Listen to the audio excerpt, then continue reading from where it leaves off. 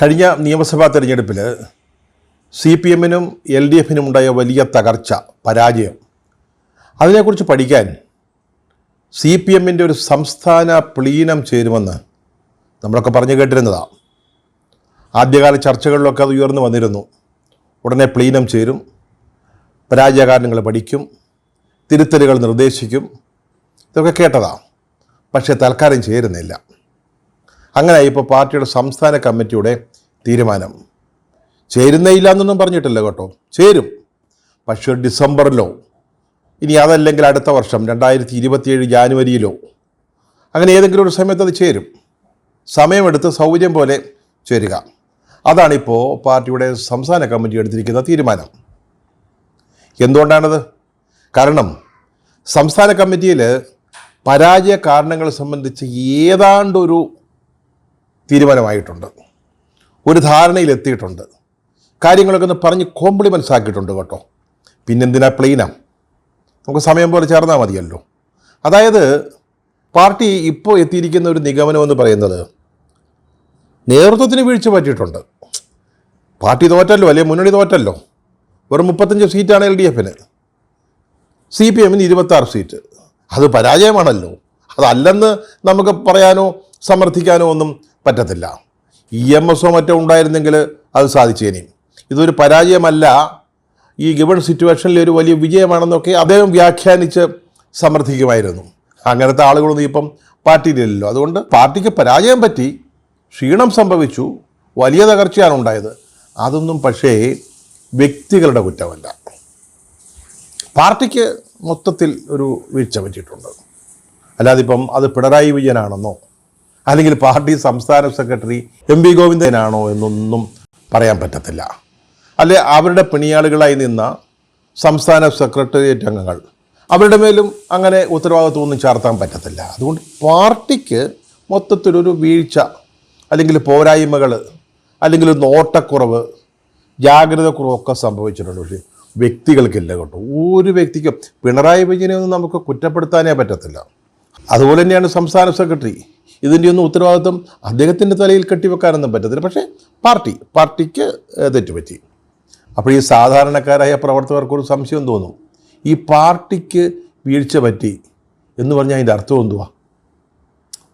Party ഒരു സംവിധാനമല്ലേ, അതിന് വീഴ്ച പറ്റി അല്ലെങ്കിൽ തെറ്റു സംഭവിച്ചു എന്നൊക്കെ പറയുമ്പോൾ അതിനെ നയിക്കുന്ന ആർക്കെങ്കിലും പറ്റുന്ന തെറ്റാണല്ലോ പാർട്ടിയുടെ തെറ്റായിട്ട് നമ്മൾ കാണേണ്ടത്. അങ്ങനെ ചില ആളുകൾ ചിന്തിച്ചേക്കാം, അവരൊന്നും പാർട്ടിയോട് കൂറില്ലാത്തവരാ, പാർട്ടി ക്ലാസ്സിൽ പോകാത്തതിൻ്റെ പ്രശ്നമാണ്, പാർട്ടിയുടെ അച്ചടക്കത്തെക്കുറിച്ച് നല്ല ബോധമില്ലാത്തത് കൊണ്ട് പറയുന്നതാ. അങ്ങനെയാണ് ഈ വിഷയം കോംപ്ലിമെൻറ്റ്സ് ആക്കിയത്. വീഴ്ച പറ്റി, തെറ്റുകൾ സംഭവിച്ചു, അത് വ്യക്തികൾക്കല്ല, പാർട്ടിക്കാണ്. പ്രത്യേകിച്ച് പിണറായി വിജയനല്ല. പിണറായി വിജയൻ യാതൊരു തെറ്റും സംഭവിച്ചിട്ടില്ല. അദ്ദേഹം തെറ്റുകൾ സംഭവിക്കാത്ത ഒരാളാണ് എന്ന് പാർട്ടി അങ്ങോട്ട് ഒരു പ്രമേയം വഴി പറഞ്ഞില്ല എന്ന് മാത്രമേ ഉള്ളൂ. തൽക്കാലം പ്ലീനമില്ല എന്ന് പറഞ്ഞതുകൊണ്ട് ഇവിടെ വെച്ച് ചർച്ചയെ അവസാനിപ്പിക്കുകയാണെന്നുള്ളൊരു ധാരണയൊന്നും വേണ്ട. ഇത് CPIM ആണ്. ചർച്ചയില്ലേ പിന്നെ ജീവിതമില്ല. ചർച്ചയാണ് ഈ പാർട്ടിയുടെ പ്രാണവായു എന്ന് പറയുന്നത്. പക്ഷേ ഞങ്ങൾ ചർച്ച ചെയ്ത് ഞങ്ങൾക്ക്, അതായത് നേതൃത്വത്തിന് താല്പര്യമുള്ളിടത്തേക്ക് കാര്യങ്ങളെ എത്തിക്കും. അതായിരിക്കും തീരുമാനമായിട്ട് നാട്ടുകാരുടെയും പാർട്ടി പ്രവർത്തകരുടെയും മുമ്പിലേക്ക് വരിക. ആ ഒരു വ്യത്യാസമുണ്ട്. അതുകൊണ്ട് ചർച്ച ഞങ്ങൾ തുടരും. അതിനിപ്പോൾ കണ്ടിരിക്കുന്ന ഒരു വഴിയെന്ന് പറയുന്നത് വിപുലമായ ഒരു സംസ്ഥാന നേതൃസമ്മേളനം നടത്തുക. അതായത് ജില്ലാ സെക്രട്ടേറിയറ്റ് അംഗങ്ങൾ മുതൽ മുകളിലോട്ടുള്ള നേതാക്കൾ, സംസ്ഥാന കമ്മിറ്റി അംഗങ്ങൾ, ചിലപ്പോൾ പോഷക സംഘടനകളുടെ സംസ്ഥാന നേതാക്കളെയൊക്കെ വിളിച്ചേക്കാം. അക്കാര്യത്തിലൊരു തീരുമാനമായിട്ടില്ല. ഇതെങ്ങനെ വേണം, ആരെയൊക്കെ പങ്കെടുപ്പിക്കണം, അതൊക്കെ നമ്മൾ ആലോചിച്ച് തീരുമാനിക്കാൻ പോകുന്നതേ ഉള്ളൂ. പക്ഷേ ഒരു വിപുലമായ നേതൃസമ്മേളനം, അതിനൊരു കട്ട് ഓഫ് പോയിൻ്റ് വച്ചിരിക്കുന്നത് ജില്ലാ സെക്രട്ടേറിയറ്റ് അംഗങ്ങൾ മുതൽ മുകളിലോട്ടുള്ളവർ.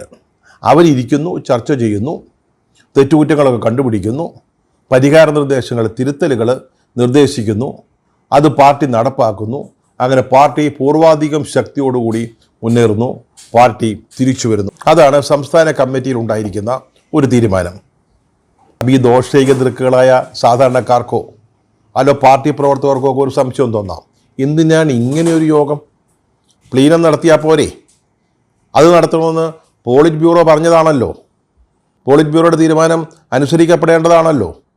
അതൊക്കെ നടത്തിയാൽ പോരെ? എത്രയും പെട്ടെന്ന് നടത്തുന്നു അത്രയും നല്ലൊരു കാര്യം. അങ്ങനെയല്ലേ സാധാരണക്കാർ ചിന്തിക്കുക. പക്ഷേ ഇതിലൊരു വ്യത്യാസമുണ്ട്. ഈ ജില്ലാ സെക്രട്ടേറിയറ്റ് അംഗങ്ങൾ മുതൽ മുകളിലോട്ടെന്ന് പറയുമ്പോൾ അതിനൊരു വലിയ പ്രാധാന്യമുണ്ട് കേട്ടോ.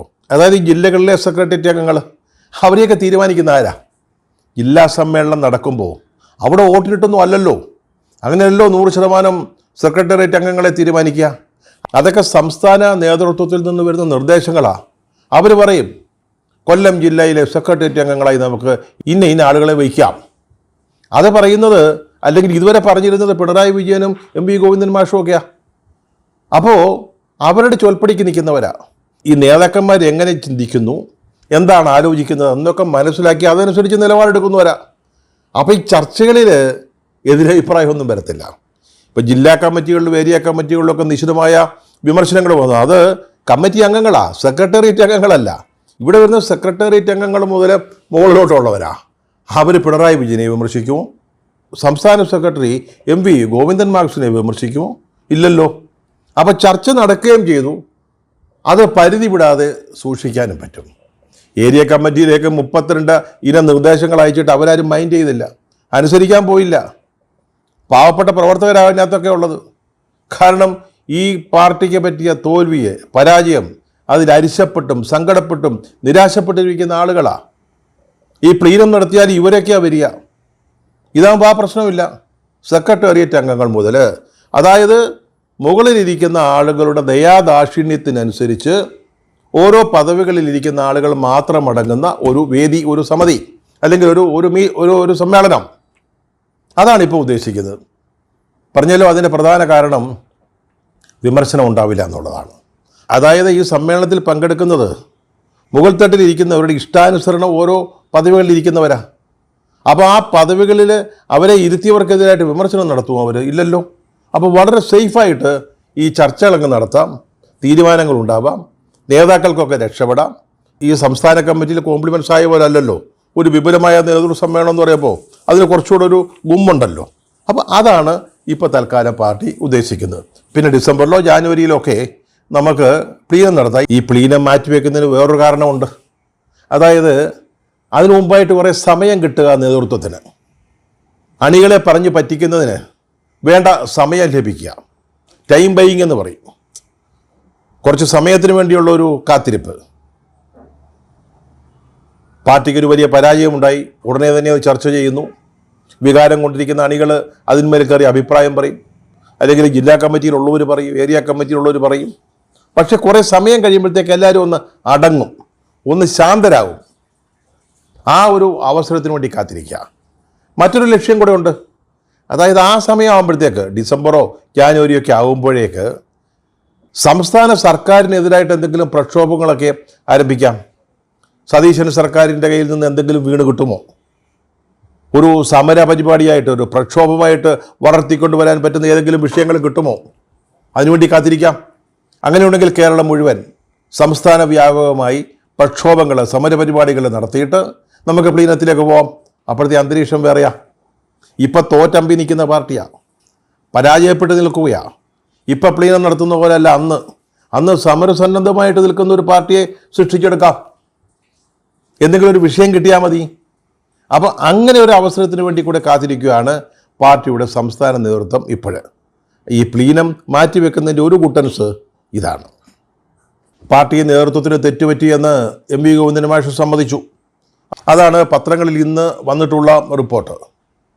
പാർട്ടി സമ്മതിച്ച ഒരു വീഴ്ച എന്ന് പറയുന്നത് ഹിന്ദു വോട്ടുകളുടെ സമാഹരണം ഉദ്ദേശിച്ച് പമ്പയിൽ നടത്തിയ ആഗോള അയ്യപ്പ സംഗമത്തെക്കുറിച്ചാണ്. അത് തെറ്റുപറ്റിപ്പോയി എന്ന് ഇപ്പോൾ പറയുക. യോഗി ആദിത്യനാഥിൻ്റെ സന്ദേശം അവിടെ വായിച്ചത് ആര്? യു.പിയിലെ മുഖ്യമന്ത്രി, ഹിന്ദുത്വയുടെ ഏറ്റവും വലിയ ആളാണ്, ഇന്ത്യയിലെ ഏറ്റവും പ്രധാനപ്പെട്ട വ്യക്തി. അദ്ദേഹത്തിൻ്റെ സന്ദേശം. അതുമാത്രമല്ല, മുസ്ലിം സമുദായത്തിനെതിരായിട്ട് വിഷം തുപ്പിക്കൊണ്ടിരുന്ന വെള്ളാപ്പള്ളി നടേശനെ, അദ്ദേഹത്തിന് അവിടെ ലഭിച്ച ഈ രാജകീയമായ വരവേൽപ്പ്, മുഖ്യമന്ത്രിയുടെ 1ാം നമ്പർ സ്റ്റേറ്റ് കാർഡല്ലയോ അദ്ദേഹത്തെ അവിടേക്ക് ആനയിച്ചുകൊണ്ട് വന്നത്. പിന്നീട് അദ്ദേഹം നടത്തിയ ഓരോ പ്രസ്താവനകൾ, അതിനെ ഈ പാർട്ടി എൻഡോഴ്സ് ചെയ്ത് അല്ലെങ്കിൽ കൃത്യമായിട്ട് വിമർശിക്കാതെ പോയത്, അതിനെ എതിർക്കാതിരുന്നത്? ഈ സമ്മേളനത്തിൽ ഈ തെറ്റുകളൊക്കെ സമ്മതിക്കുക. ഇത് പാർട്ടിയുടെ CPMൻ്റെ ഒരു സ്ഥിരം പരിപാടിയാണ്. തെറ്റു സംഭവിക്കും, പിന്നെ കുറേ കാലം കഴിഞ്ഞിട്ട് അങ്ങ് തിരുത്തും, അല്ലെങ്കിൽ തെറ്റു സമ്മതിക്കും. ഇതുകൊണ്ടെന്താ പ്രയോജനം? ഈ അയ്യപ്പ സംഗമം വലിയ വിവാദങ്ങളും വിമർശനങ്ങളും ഉണ്ടാക്കിയതാണ്. അന്ന് തന്നെ അതിനെ ചെലവഴിച്ച പണം ഉൾപ്പെടെയുള്ള കാര്യങ്ങളിൽ വലിയ തർക്കങ്ങളുണ്ടായിരുന്നു. അന്ന് ഈ പാർട്ടി എഴുന്നേറ്റ് നിന്നിട്ട് ഞങ്ങൾക്ക് തെറ്റ് പറ്റിപ്പോയി എന്ന് പറഞ്ഞിരുന്നുവെങ്കിൽ, അതിനുള്ളൊരു ധൈര്യമോ ആർജവമോ ഈ MV ഗോവിന്ദൻ മാസ്റ്റർ കാണിച്ചിരുന്നെങ്കിൽ, അല്ലെങ്കിൽ അന്ന് മുഖ്യമന്ത്രിയായിരുന്ന പിണറായി വിജയൻ അതിന് തയ്യാറായിരുന്നുവെങ്കിൽ, അത് ഉണ്ടാക്കുന്ന ഇമ്പാക്റ്റ് എന്താകുമായിരുന്നു? ഈ അയ്യപ്പ സംഗമം കൊണ്ടുണ്ടായ എല്ലാ കേടുപാടുകളും അതുകൊണ്ട് പരിഹരിക്കാൻ പറ്റുമായിരുന്നു. അങ്ങനെയാണോ ചെയ്തത്? അപ്പോൾ ഇത് തന്നെയാണ് ഇപ്പോൾ ഈ പ്ലീനത്തിലേക്ക് ഇവർ മാറ്റി വച്ചിരിക്കുന്നത്. ഇത് ഡിസംബറിലോ മറ്റോ ഉള്ളോ നടക്കുക. അപ്പോഴത്തേക്ക് ഞങ്ങൾക്ക് അങ്ങനെ പറ്റിപ്പോയി, ഇങ്ങനെ പറ്റിപ്പോയി. പിണറായി വിജയൻ്റെ 100 കണക്കിന് ഹോർഡിങ്ങുകൾ സംസ്ഥാനത്തുടനീളം ഉയർത്തി വച്ചത് ശരിയായില്ല. എല്ലാം പിണറായി വിജയനിലേക്ക് കേന്ദ്രീകരിച്ചത് ശരിയായില്ല. അദ്ദേഹത്തിൻ്റെ ധിക്കാരവും ധാർഷ്ട്യവും അഹങ്കാരവും അഹന്തയും ഒക്കെ ആളുകളെ വെറുപ്പിച്ചു, അകറ്റി എന്നൊക്കെ അന്ന് സമ്മതിച്ചാൽ ഇതാരും ശ്രദ്ധിക്കാൻ പോകുന്നു? തെറ്റുകൾ സംഭവിക്കുമ്പോൾ അപ്പോഴപ്പോഴത് പറയുകയും സമ്മതിക്കുകയും അതനുസരിച്ച് തിരുത്തലുകൾ വരുത്തുകയും ചെയ്താൽ പ്രയോജനം ഉണ്ടാവും. ഇനിയിപ്പോൾ ഡിസംബറിൽ പ്ലീനം നടത്തിയിട, അല്ലെങ്കിൽ ജാനുവരിയിൽ പ്ലീനം നടത്തിയിട എന്താ കാര്യം? അത് കുറച്ച് വിമർശനങ്ങളുണ്ടാവും. പറഞ്ഞല്ലോ, അന്ന് പ്രാതിനിധ്യ സ്വഭാവത്തോടുകൂടി തിരഞ്ഞെടുക്കപ്പെടുന്ന പ്രതിനിധികളാണ് ആ സമ്മേളനത്തിൽ പങ്കെടുക്കാൻ പോകുന്നത്. അവരൊക്കെ ഈ പരാജയത്തിൽ വളരെ വിഷമിച്ചും സങ്കടപ്പെട്ടും ഇരിക്കുന്നവരാ. ഒന്നാമത്തെ കാര്യം, ആ സമയമാകുമ്പോഴത്തേക്ക് ഇവരുടെ സങ്കടങ്ങളും വിഷമങ്ങളും ഒക്കെ കുറച്ചൊക്കെ ഒന്ന് പരിഹരിക്കപ്പെടും. പറഞ്ഞല്ലോ, ചില സമരങ്ങളിലൂടെ ആരംഭിക്കാൻ സാധിച്ചാൽ പ്രക്ഷോഭങ്ങളിലേക്ക് അവരുടെ ശ്രദ്ധ തിരിയും. ഇതാണ് പാർട്ടി കണ്ടെത്തിയിരിക്കുന്ന ഒരു അടവ് ഈ പ്ലീനത്തിൻ്റെ കാര്യത്തിൽ. മറ്റൊരു കാര്യം ശ്രദ്ധിച്ചായിരുന്നോ? അതായത് പാർട്ടിയുടെ പരാജയം സംബന്ധിച്ച് പോളിറ്റ് ബ്യൂറോയിൽ ചർച്ചകൾ ആരംഭിച്ചത് മുതൽ മുഖ്യമന്ത്രിയായിരുന്ന പിണറായി വിജയനും സംസ്ഥാന സെക്രട്ടറി MV ഗോവിന്ദൻ മാഷ് ഒറ്റ കയ്യാണ്. അവരങ്ങനെ ഒട്ടിച്ചേർന്ന് നിന്നാണ് പ്രവർത്തിക്കുന്നത്. കാരണം പാർട്ടി നേതൃത്വം കൊടുക്കുന്ന സർക്കാരിന് വീഴ്ച പറ്റിയാൽ അത് ചൂണ്ടിക്കാണിക്കുകയും തിരുത്തുകയും ചെയ്യേണ്ട ഉത്തരവാദിത്വം സംസ്ഥാന കമ്മിറ്റിക്കുണ്ട്, സംസ്ഥാന കമ്മിറ്റിയുടെ സെക്രട്ടറിക്കുണ്ട്. MV ഗോവിന്ദൻ മാഷ് ചെയ്തിട്ടില്ല. അദ്ദേഹം കൂടുതൽ സ്വന്തം നിലയ്ക്കുള്ള തെറ്റുകൾ ഉണ്ടാക്കുകയാണ് ചെയ്തത്. സ്വന്തം ഭാര്യയെ തളിപ്പറമ്പിൽ മത്സരിപ്പിക്കാൻ തീരുമാനിച്ചു. അവരെ ജയിപ്പിക്കാൻ വേണ്ടി അവിടെ കെട്ടിക്കിടക്കേണ്ടി വന്നു. അദ്ദേഹത്തിന് മറ്റ് സ്ഥലങ്ങളിലേക്ക് വേണ്ട പോലെ പോകാൻ പറ്റിയില്ല. പയ്യന്നൂരിലും അമ്പലപ്പുഴയിലും ഒക്കെ ഇതുപോലുള്ള സമാന കലാപങ്ങൾ ഉണ്ടായപ്പോൾ അതൊക്കെ പരിഹരിക്കാൻ സാധിച്ചില്ല. അതിന് മുമ്പിൽ നിന്നവരെയൊക്കെ ആക്ഷേപിക്കുക ചെയ്തത്. അപ്പോൾ ഒന്നാം പ്രതി പിണറായി ആണെങ്കിൽ രണ്ടാം പ്രതി ആരാ? നമ്മുടെ MV ഗോവിന്ദൻ മാസ്റ്റർ. അത് അദ്ദേഹത്തിന് നന്നായിട്ട് അറിയാം. പിണറായിക്ക് എന്തെങ്കിലും വേനക്കേട് ഉണ്ടായാൽ അത് വന്ന് കൊള്ളുന്നത് ഗോവിന്ദൻ മാസ്റ്ററുടെ അദ്ദേഹത്തും കൂടെ ആയിരിക്കും. അതുകൊണ്ട് അവർ ഒട്ടി നിൽക്കുന്ന ഒരു കാഴ്ചയാണ് നമ്മൾ കാണുന്നത്. PB കാര്യം ആദ്യം ചർച്ച ചെയ്ത സമയത്ത് പിണറായി വിജയനും MV ഗോവിന്ദൻ മാസ്റ്റർക്കും എതിരായിട്ട് വലിയ വിമർശനങ്ങൾ അവിടെ ഉണ്ടായി ഡൽഹിയിൽ. അന്ന് പിണറായി വിജയൻ ഒരക്ഷരം മിണ്ടിയില്ലെന്നാണ് കേട്ടത്. അന്ന് MA ബേബി അടക്കമുള്ളവർക്ക് കേരളത്തിലെ പാർട്ടിയെക്കുറിച്ച് ചില സങ്കല്പങ്ങളുണ്ടായിരുന്നു. അതായത് പ്രതിപക്ഷ നേതൃസ്ഥാനത്തേക്ക് KN ബാലഗോപാലിനെ കൊണ്ടുവരിക, അതുപോലെ K രാധാകൃഷ്ണൻ MP പാർട്ടി സംസ്ഥാന സെക്രട്ടറി ആക്കുക. അതിന് ചില അനുകൂല വശങ്ങളൊക്കെ അന്ന് അവരൊക്കെ ചർച്ച ചെയ്ത് വെച്ചിരുന്നതാണ്. പക്ഷേ MP ആയതുകൊണ്ട് രാധാകൃഷ്ണൻ്റെ കാര്യത്തിൽ പിന്നീട് ഒരു വീണ്ടും വിചാരമുണ്ടായി. അപ്പോൾ P രാജീവിനെ സംസ്ഥാന സെക്രട്ടറി ആക്കുന്നതിനെക്കുറിച്ച് കേന്ദ്രതലത്തിൽ ചില ചർച്ചകളുണ്ടായി. പക്ഷേ അദ്ദേഹത്തിൻ്റെ പേര് നിർദ്ദേശിച്ചാൽ വലിയ തോതിൽ എതിർപ്പുണ്ടാകും എന്ന് മനസ്സിലാകുന്നു. അങ്ങനെ ഡൽഹിയിൽ പാർട്ടിയുടെ ദേശീയ നേതൃത്വത്തിൽ ഈ വക ചിന്തകൾ ഉരുത്തിരിഞ്ഞ് വരുമ്പോഴേക്കും കേരളത്തിൽ പിണറായി വിജയനും MV ഗോവിന്ദൻ മാഷും തമ്മിലൊരു വലിയ ഐക്യം രൂപപ്പെട്ട് കഴിഞ്ഞിരുന്നു. അത് വളരെ അനിവാര്യമായ ഒരു ഐക്യമാണ്. കാരണം രണ്ടുപേർക്കും മാറി നിൽക്കാൻ പറ്റത്തില്ല. പിണറായിക്ക് MV ഗോവിന്ദൻ മാഷയോ MV ഗോവിന്ദൻ മാഷക്ക് പിണറായിയോ പ്രതിക്കൂട്ടിൽ നിർത്താൻ സാധിക്കത്തില്ല. രണ്ടുപേരും ഏതാണ്ട് സമാന കുറ്റങ്ങളും തെറ്റുകളും ചെയ്തവരാ. അപ്പോൾ അവരങ്ങ് ഒന്നിച്ചു. അപ്പോഴാണ് ഈ പ്രതിപക്ഷ നേതൃസ്ഥാനം ഇവിടെ ചർച്ചയ്ക്ക് വരുന്നത്. ഇവിടെ പാർട്ടി സംസ്ഥാന സെക്രട്ടേറിയറ്റ്, അവൈലബിൾ സെക്രട്ടേറിയറ്റിൽ പിണറായി വിജയൻ തന്നെ പ്രതിപക്ഷ നേതാവാകട്ടെ എന്നൊരു നിർദ്ദേശം ഉയർന്നു വരുന്നു.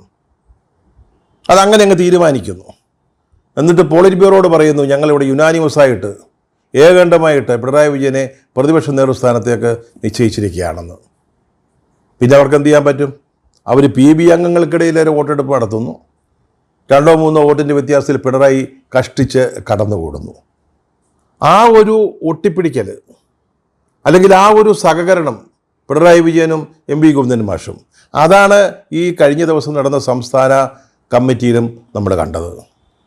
സംസ്ഥാന സെക്രട്ടേറിയറ്റ് ഉണ്ടാക്കിയ റിപ്പോർട്ടിൽ, ഈ ഏരിയ വരെ നടത്തിയ ചർച്ചകളുടെ അടിസ്ഥാനത്തിൽ ഉണ്ടാക്കിയ റിപ്പോർട്ട്, അതിലൊക്കെ ഈ സ്വാധീനമുണ്ട്. അതിൽ ഈ സെക്രട്ടേറിയറ്റിലുള്ളവരൊക്കെ കഴിഞ്ഞ ഗവൺമെൻറ്റിൻ്റെ ഭാഗമായിട്ടിരുന്ന ആളുകളാണ്. അല്ലെങ്കിൽ സംസ്ഥാന സെക്രട്ടറിക്ക് പറ്റിയ തെറ്റുകളിലും വീഴ്ചകളിലും തുല്യ ഉത്തരവാദിത്വമുള്ളവരാണ്. അവരങ്ങനത്തെ ഒരു റിപ്പോർട്ടേ തയ്യാറാക്കത്തുള്ളൂ.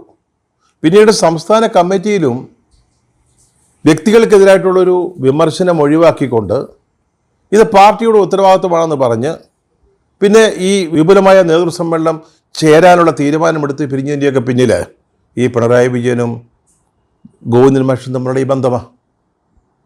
പിണറായി വിജയൻ്റെ വീട്ടിൽ ED റെയ്ഡിന് വന്നപ്പോൾ നമ്മൾ കണ്ട കാഴ്ച എന്താ?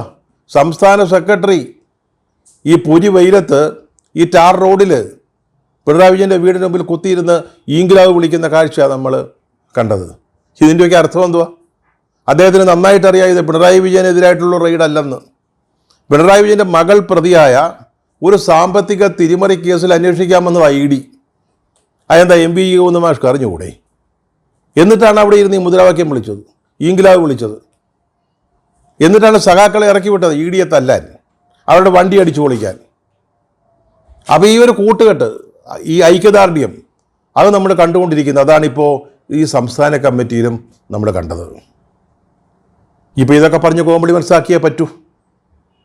കാരണം കഴിഞ്ഞ കുറേ വർഷങ്ങളായിട്ട് പിണറായി വിജയൻ അധികാരത്തിൽ, ഗവൺമെൻറ്റിൻ്റെ ഭരണാധികാരത്തിൽ 10 വർഷം, അതിനു മുമ്പ് കുറേ വർഷങ്ങളായിട്ട് പാർട്ടിയെ കയ്യിലടക്കി വച്ചിരുന്നത്, ഇപ്പോൾ എം വി ഗോവിന്ദൻ മാഷ് ഈ പാർട്ടിയെ കൊണ്ട് നടക്കുന്നത്, ഇതിൻ്റെയൊക്കെ പേരിൽ അവരനുഭവിക്കുന്ന സൗകര്യങ്ങൾ, ആർഭാടങ്ങൾ, ആനുകൂല്യങ്ങൾ, ഇതൊക്കെ അങ്ങനെ നഷ്ടപ്പെടുത്തി കളയാനൊന്നും ഇവർക്ക് സാധിക്കത്തില്ല കേട്ടോ.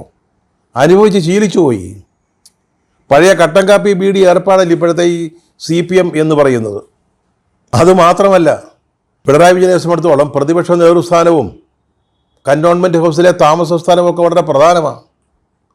ഇപ്പോൾ ED എന്താ ചെയ്തിരിക്കുന്നത്? അവർ ഹൈക്കോടതിയിൽ പോയി SFIOയുടെ പക്കലുള്ള സകല രേഖകളും തെളിവുകളും EDക്ക് കൈമാറണമെന്നൊരാവശ്യപ്പെട്ടു. ഹൈക്കോടതി അത് സമ്മതിച്ചിരിക്കുക. 134 രേഖകളാണ് ഈ എക്സാലോജി കേസിൽ, മാസപ്പടി കേസിൽ EDക്ക് കിട്ടാൻ പോകുന്നത്. CPMകാർ EDക്കാരെ ഇടിച്ചു വിട്ടതാ, അവരുടെ വണ്ടി പൊളിച്ചു വിട്ടതാ. അവരതൊക്കെ മറക്കുമോ പെട്ടെന്ന്? അതിനൊക്കെ അവർ കണക്ക് ചോദിക്കില്ലേ? അതിന് വലിയ കാലതാമസമൊന്നുമില്ലല്ലോ. സമൻസ് അയച്ചൊന്ന് വരുത്തിയിട്ട് വേണമെങ്കിൽ അറസ്റ്റ് അങ്ങ് രേഖപ്പെടുത്തിയാൽ പോരെ. അപ്പോൾ ഇതിനൊക്കെ ഒരു കവചമായിട്ട് പാർട്ടിയുടെ നേതൃസ്ഥാനം കൈവേണം, പ്രതിപക്ഷ നേതൃസ്ഥാനം വേണം. ഗോവിന്ദൻ മാഷ് അവിടെ അങ്ങനെ അജഞ്ചലനായി നിൽക്കണം. അത് പിണറായിയുടെയും കൂടെ ആവശ്യമാണ്. അദ്ദേഹം പാർട്ടി സംസ്ഥാന സെക്രട്ടറി സ്ഥാനത്ത് തുടരണം. അതിനാണ് ഈ വക ഒത്തുതീർപ്പുകൾ ഉണ്ടാക്കുന്നത് പാർട്ടി സംസ്ഥാന കമ്മിറ്റിയിൽ. സത്യം പറഞ്ഞാൽ ഇതിലൂടെയൊക്കെ CPMൻ്റെ സംസ്ഥാന കമ്മിറ്റി അല്ലെങ്കിൽ സംസ്ഥാന നേതൃത്വം ചെയ്യുന്നത് ആ പാർട്ടിക്ക് രക്ഷപ്പെടാനുള്ള വഴികൾ അടയ്ക്കുക എന്നുള്ളതാണ്. ഒരു വീഴ്ച സംഭവിച്ചാൽ ഉടനെ അത് ചർച്ച ചെയ്യാനും അത് തിരുത്താനുമുള്ള ഒരു നടപടിയാണ് ഉണ്ടാവേണ്ടത്. അതിനു പകരം ആദ്യഘട്ടങ്ങളിൽ സ്വന്തക്കാരെ കൊണ്ട് ചർച്ച നടത്തിക്കുക, നേതാക്കൾക്കോ വ്യക്തികൾക്കോ ഈ പരാജയത്തിനൊരു ഉത്തരവാദിത്വം ഇല്ല എന്ന് പറയിപ്പിക്കുക, എന്നിട്ട് ഡിസംബറിലോ ജാനുവരിയിലോ പ്ലീനം നടത്തുക, സാധാരണ പ്രവർത്തകർക്ക് സംസാരിക്കാനുള്ള അവസരം കൊടുക്കുക. അപ്പോഴേക്ക് അന്തരീക്ഷം മാറും എന്ന് ഇവർക്കെല്ലാവർക്കും അറിയാം. അതാ പറഞ്ഞത്, ഈ പാർട്ടി സ്വയം രക്ഷപ്പെടാനുള്ള വഴികളൊക്കെ ഓരോന്നോരോന്നായി അടച്ചുകൊണ്ടിരിക്കുകയാണെന്ന്.